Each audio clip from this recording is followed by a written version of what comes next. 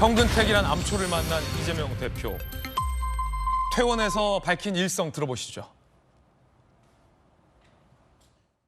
존경하고 사랑하는 국민 여러분, 먼저 심려를 끼쳐드려서 죄송합니다. 우리 국민 여러분께서 살려주신 목숨이라 앞으로 남은 생도 오로지 국민들을 위해서만 살겠습니다. 모두가 놀란 이번 사건이 증오의 정치, 대결의 정치를 끝내고 서로 존중하고 상생하는 제대로 된 정치로 복원하는 이정표가 되기를 진심으로 소망합니다. 상대를 죽여 없애야 하는 전쟁 같은 이 정치를 이제는 종식해야 합니다. 저 역시도 다시 한번 성찰하고 그래서 희망을 만드는 살림의 정치로 되돌아갈 수 있도록 저부터 노력하겠습니다.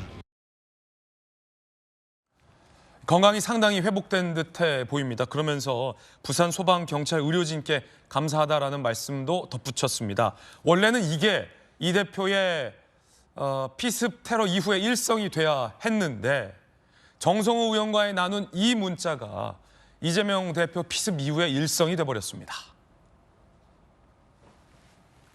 너무 심한 거 아닐까요? 컷오프해야 된다라는 단호한 정성호 의원의 의견에 대해서 이재명 대표가 그거 너무 심한 건 아니냐라며 마침표가 2개나 찍힌 저 한 줄의 문장이 이 대표 피습 이후의 최초 일성이 정치적으로 돼버렸습니다.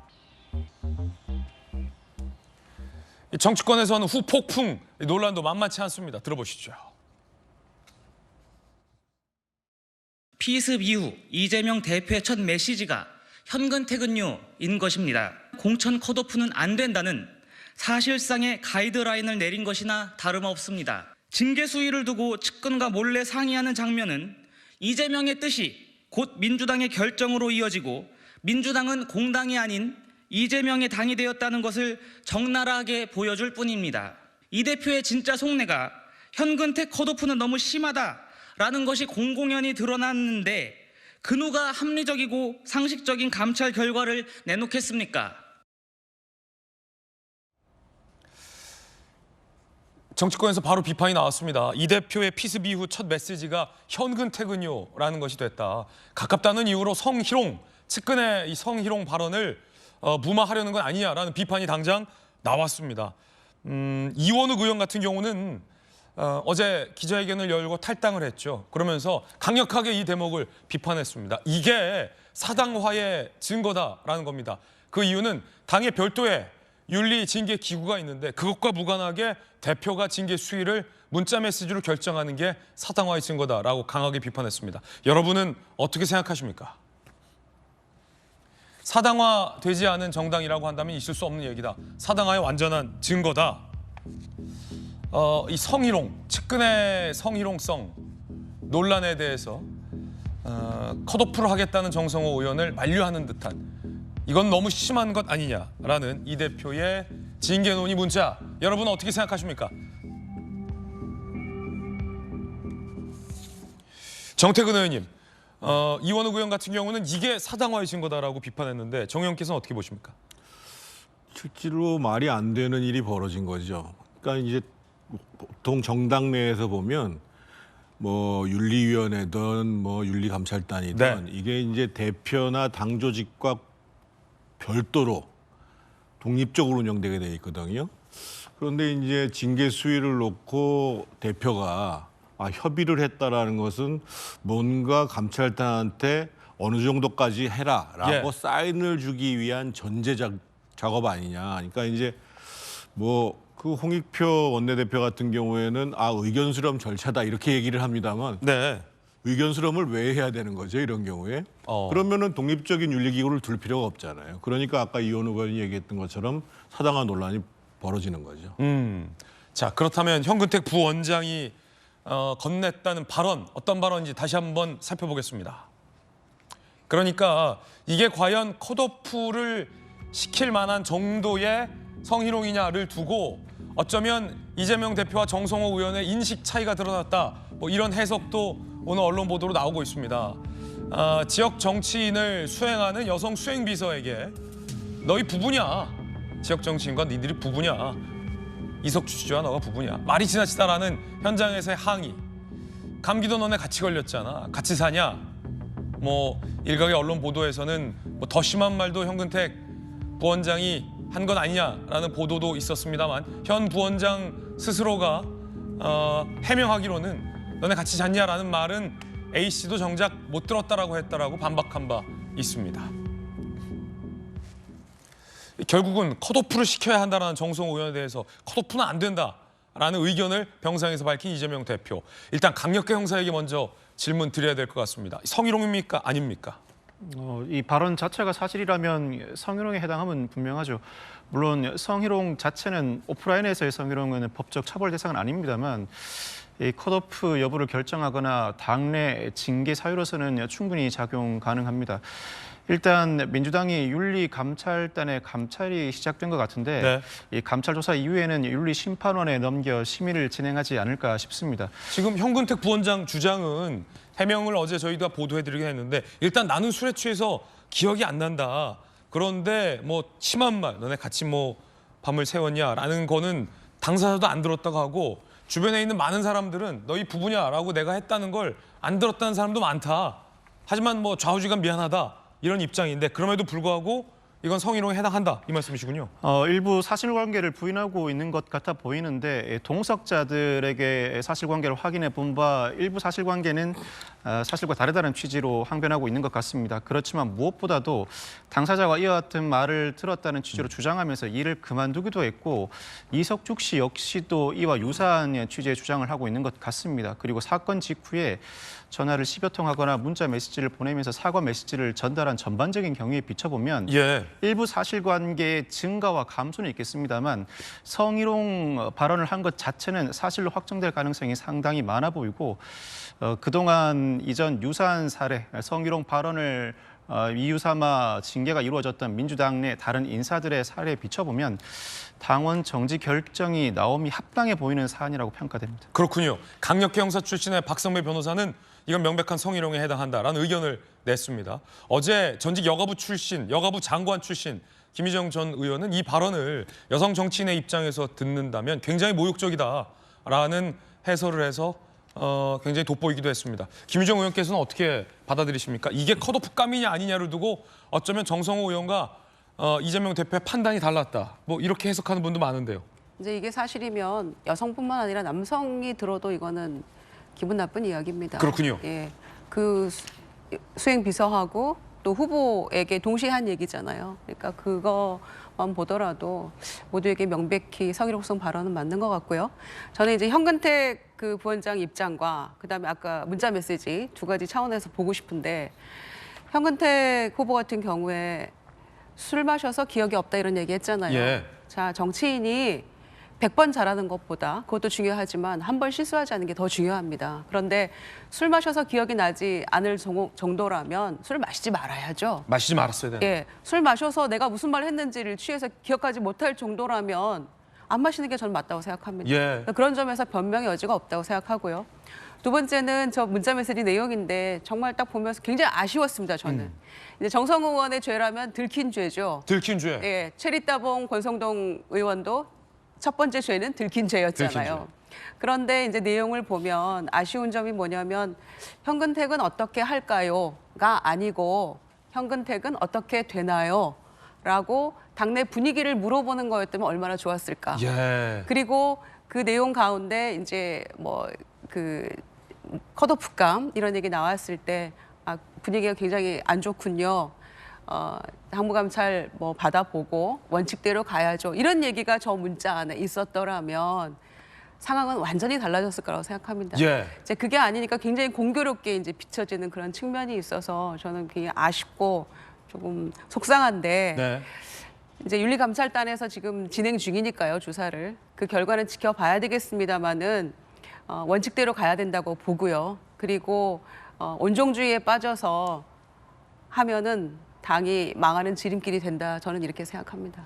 자, 성취훈 정치회 부의장, 김주영 전 의원 말씀 주셨는데 이재명 대표의 측근, 이 대표가 측근의 성희롱을 컷오프는 안 된다라며 일종의 두둔했다.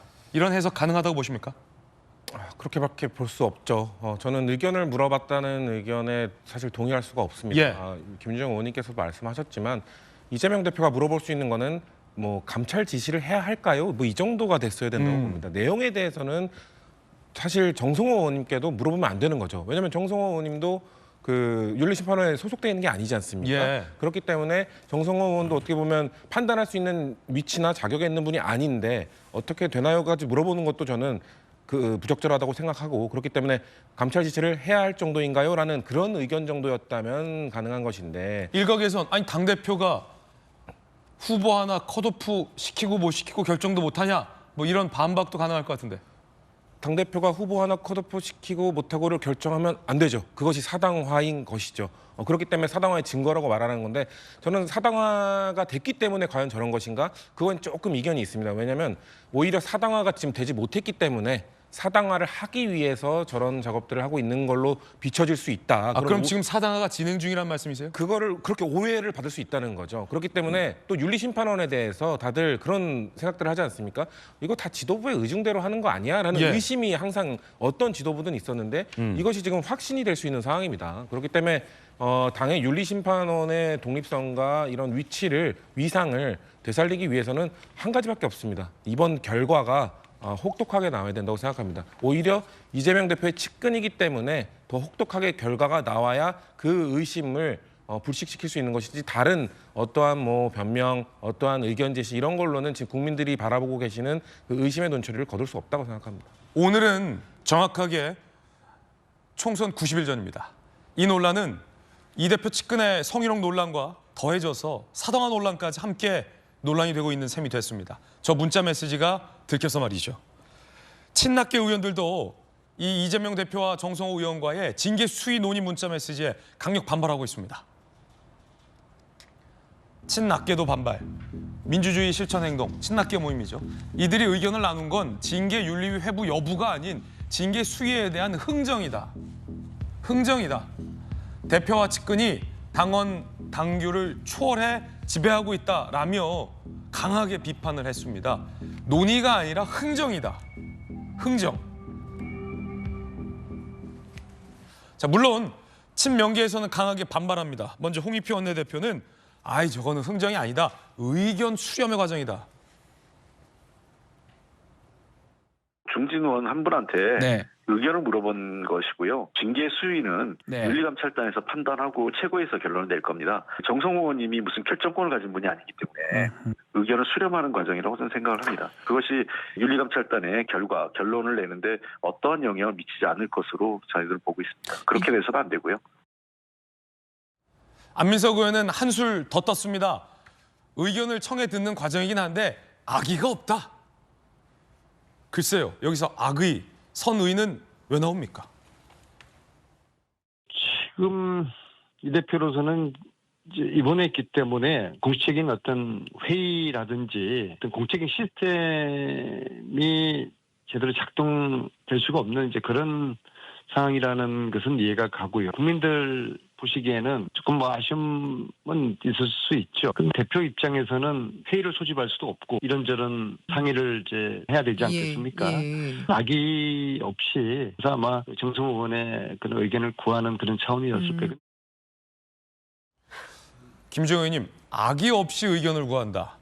그러면 악의를 갖고 의견을 구하는 것도 있고 선의를 갖고 의견을 구하는 거 있고 이 무슨 말입니까? 악의 없이 의견을 구한다. 저도 무슨 말인지 모르겠습니다. 그러니까 의견을 서로 이렇게 좀 묻고 할 수 있다라는 거를 애들로 표현한 건지 뭔지 잘 모르겠어요, 저도. 그런데 제가 더 주목하는 단어는 그겁니다. 지금 대표가 이제 이번에 계시고 하니까 당이 뭐 시스템이 제대로 막 아니 대표 잠깐 이번에 계시는데 당이 시스템이 안 돌아가면 184 의석이 무석하지 않습니까? 어떻게 안 돌아갈 수가 있어요. 원내대표도 계시고 다 지도부가 지금 우리 제대로 하고 있다라고 얘기하지 않습니까? 그런데 대표가 지금 병원에 한 8, 9일 입원해 계신다고 당 시스템이 안 돌아갈 정도면 이게 말이 안 되는 거지 않습니까? 그래서 아니 오선 안민석 의원이 오히려 당에 대해서 지금 더 마이너스 되는 얘기를 저렇게 방어한답시고 지금 하고 있는 이 상황이 저는 더 황당합니다. 예, 김준영 악의적인가요? 선의인가요? 저거는 악의적인가요, 선의인가요? 모르겠습니다. 안민석 의원이 밝히고자 했던 악의 없는 의미, 과연 여러분은 뭐라고 생각하십니까? 혹시 이재명 대표 문자 메시지에 찍힌 2개의 점, 그 점으로 인한 오해를 해명하는 발언이었을까요? 다시 한번 보실까요? 이른바 이재명 대표가 보낸 메시지에서 2개의 마침표가 찍힌 것이 상당히 강한 의중 내지 강조였다라는 일각의 해석도 있는데요. 자, 이렇게 너무 좀 심한 점 거 아닐까요? 그에 앞서서는 이런 점들이 없었습니다. 컷오프에 대해서 너무 심한 것 아니냐라는 것에 대해서 저거 악의 없다. 별다른 악의가 없는 의견 구한 것이다. 라는 안민석 의원의 해석. 글쎄요. 무슨 뜻인지 정확히 모르겠습니다. 정태근 의원께서는 어떻게 보십니까? 악이 없지요. 무슨 말이냐면 이재명 대표 입장에서 보면 자신을 지지하는 친명계 그 후보자에 대해서 강한 애정, 편애의 마음을 보여준 거죠, 사실은. 악의가 아니라. 예.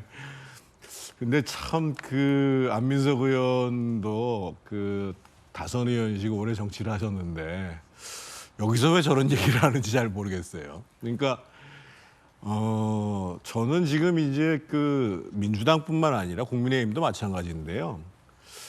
예를 들면 당내에서 불미스러운 일이 벌어지거나 징계할 사안이 발생을 하면 뭔가 지도부가 항상 징계에 대한 가이드라인을 제시하는 게 일상적인 모습으로 보여주고 있어요. 솔직히 국민의힘도 다르지 않거든요. 그러면서 말로는 스스로의 자정을 위해서 윤리기구는 독립적으로 운영한다 이렇게 얘기를 하거든요. 예. 그래서 저는 이런 풍토가 고쳐지지 않는 이상 정당 스스로가 자정하고 혁신하는 과정들은 굉장히 어려울 것이다 얘기를 드릴 수밖에 없고, 덧붙여서 한 말씀 드리면 이럴 때에 그 윤리감찰단에 포함되어 있는 사람이나 윤리심판원을 구성하고 있는 사람들이 대표 왜 저런 얘기를 하냐? 세게 항의해야 된다. 왜 의견 구하냐? 예. 이렇게 해야지 살아있는 정당이지 저거는 뭐 죽은 정당, 사당 이렇게 얘기를 들어도 할 말이 없는 겁니다. 정태근 전 의원의 강한 비판이었습니다.